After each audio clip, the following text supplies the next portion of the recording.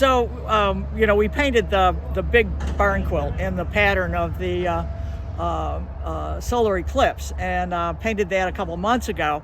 And then we contacted the folks that own this barn, which are the Brodies, and asked them, can we put it up on this barn? Because we just thought it was a real great way of welcoming people to LeRoy, but it also featured the Solar Eclipse. And so then the next thing was to find somebody that would put it up. And so I contacted Stafford Painters and said, hey, if I take pictures of you guys putting this up, would you put it up? And they said, yeah. So everything worked out. I said it's got to be up before the eclipse on April 8th.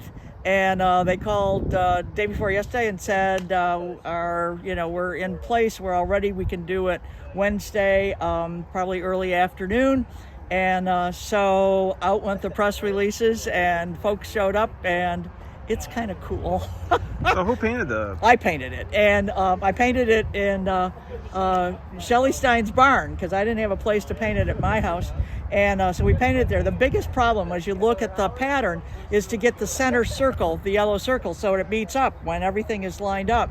And the only way I could do that, because I was painting it down, it was flat down, and I said you'd have to suspend me from above. So Shelley and her son set up the boards so they were right next to each other, so I could make sure that where the things needed to meet, they would meet right on line. So it's really great to look at it and know that everything is matched up there.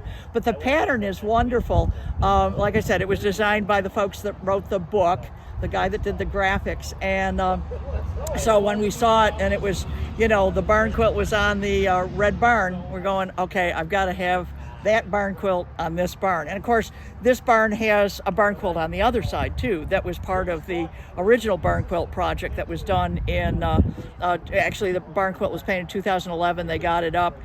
It was a birthday present for Tom Brody, who lived here.